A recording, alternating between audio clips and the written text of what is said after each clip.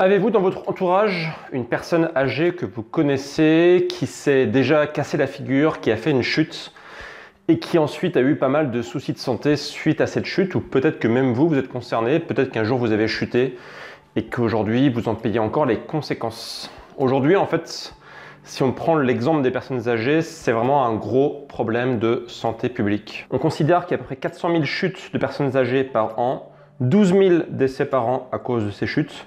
C'est la première cause de mortalité des seniors de plus de 65 ans. Et un tiers des plus de 65 ans a déjà eu une chute. Et après une chute, 40% des personnes âgées ne rentrent pas chez elles à cause des conséquences sur leur santé, à cause du fait qu'elles ne deviennent plus, qu'elles ne sont plus autonomes. Donc c'est un vrai problème. Il y a plusieurs causes qui peuvent expliquer ça et vous allez être un jour concerné vous aussi, que vous le vouliez ou non. Et c'est pas forcément une fatalité. Et on va donc en parler tout de suite.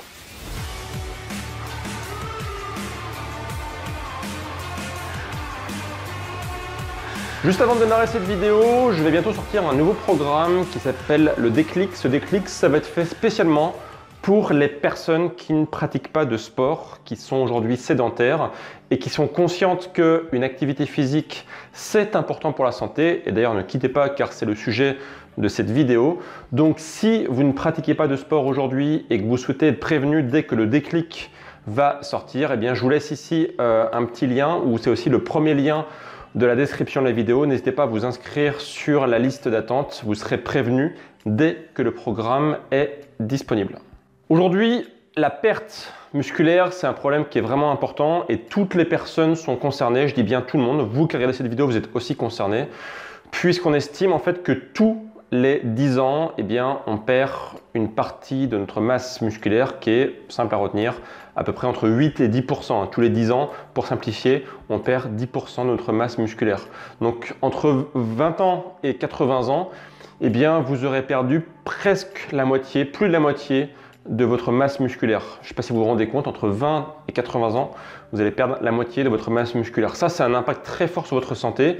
Vous allez perdre en tonicité musculaire, vous allez perdre en capacité à faire des mouvements que vous voulez dans votre vie. Vous allez perdre bien votre autonomie parce que forcément, plus on est faible d'un point de vue musculaire, bien plus on est embêté pour faire certaines actions de notre vie. Et le problème, c'est que la sédentarité augmente avec l'âge. Clairement, on est beaucoup plus actif quand on a 20 ans que quand on a 80 ans.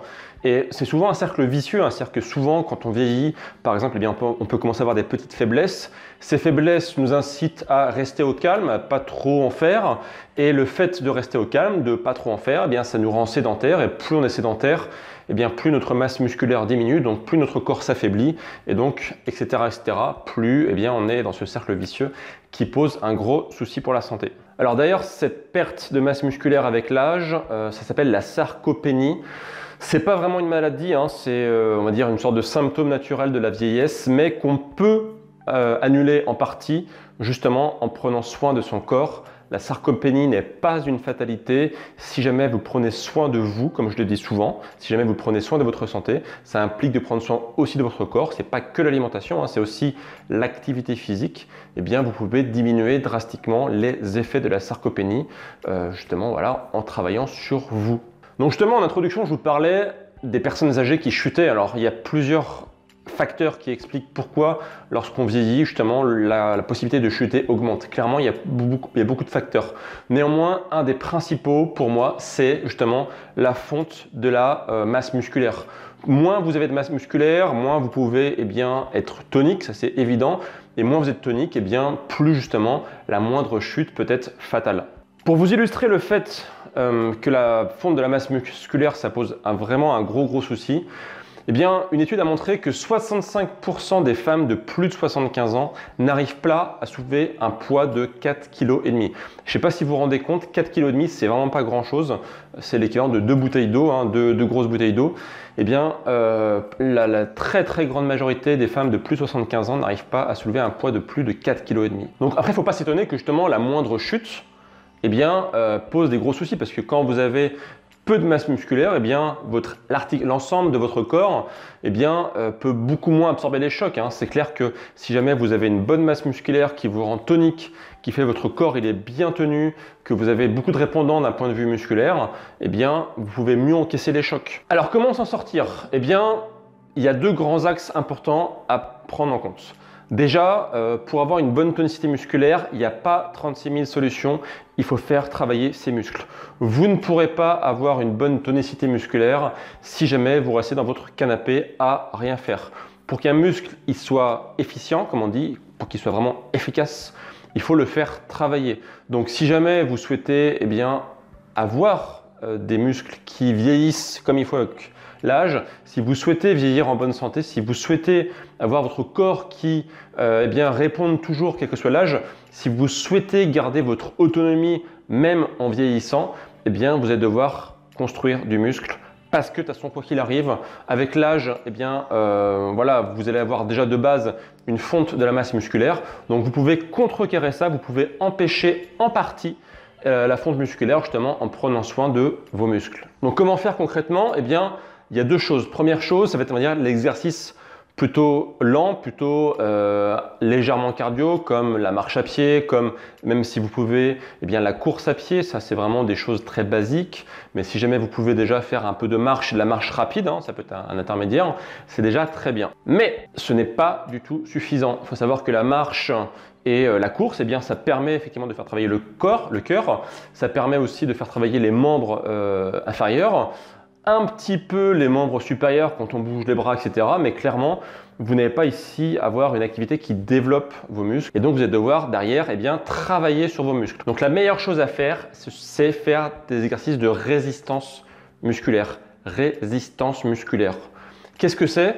C'est tout bêtement le fait de proposer à votre muscle de travailler avec quelque chose qui va lui résister. Ça peut être par exemple le fait de pousser ou de tirer. Dans tous les cas, ça marche plutôt pas mal.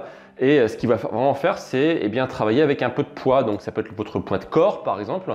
Ça peut être avec votre poids aussi, un poids que vous allez ajouter. Donc ça peut être un haltère, ça peut être plein de choses. Des kettlebells par exemple aussi, qui sont des engins qui sont plutôt efficaces. Mais dans tous les cas, il faut contraindre votre muscle à travailler avec une résistance. Ça, c'est vraiment important. Alors, le but de cette vidéo, c'est pas vous dire quoi faire précisément. Ce serait beaucoup trop long et on ne tiendrait pas sur une vidéo de 10 minutes. Et justement, c'est ce que je vous expliquais tout à l'heure. Je vais bientôt sortir un programme qui s'appelle le Déclic. N'hésitez pas à vous inscrire. Le premier lien est dans la description si vous souhaitez justement en savoir plus lorsque ce programme va sortir. Donc, premier point, la résistance musculaire. Le deuxième point, ça va être l'alimentation pour justement faire en sorte que vos muscles aient toutes les briques nécessaires pour ne pas fondre comme neige au soleil, c'est-à-dire manger suffisamment de protéines. On estime qu'il faut être à peu près à 1 gramme, 1,2 gramme de protéines par jour et par kilo de poids de corps. Donc, c'est-à-dire que si par exemple vous faites 60 kg, à peu près 70 grammes de protéines par jour. Plus vous allez fournir de protéines à votre corps, plus il aura de la matière première pour pouvoir justement construire du muscle. Et derrière, ça va avoir un effet positif sur votre santé. Alors d'ailleurs, une parenthèse, je le dis très souvent, mais je le redis dans cette vidéo, vous mesdames, vous n'allez pas devenir Arnold Schwarzenegger parce que vous faites des sports de force ou parce que vous mangez plus de protéines. C'est une légende urbaine. Les femmes ont beaucoup plus de difficultés à prendre de la masse musculaire parce qu'elles n'ont pas de testostérone. C'est la testostérone notamment qui aide les hommes à devenir beaucoup plus musclés, beaucoup plus carrés.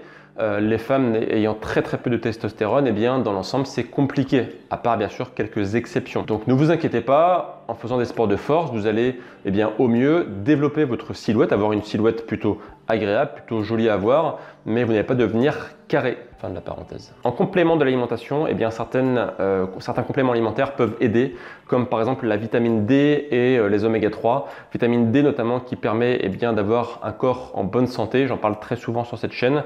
Et des études aussi ont montré que des complémentations assez hautes pour les personnes âgées diminuaient le risque de chute. Et les oméga 3, pour notamment avoir un corps en mode anti-inflammatoire. Si vous suivez mes vidéos, vous savez qu'une alimentation de type paléo a tout le cahier des charges qui va bien pour pouvoir rester en bonne santé sur le long terme et même lorsqu'on est un peu plus âgé. Donc la question du jour, dites-moi dans les commentaires si vous pratiquez une activité physique orientée force.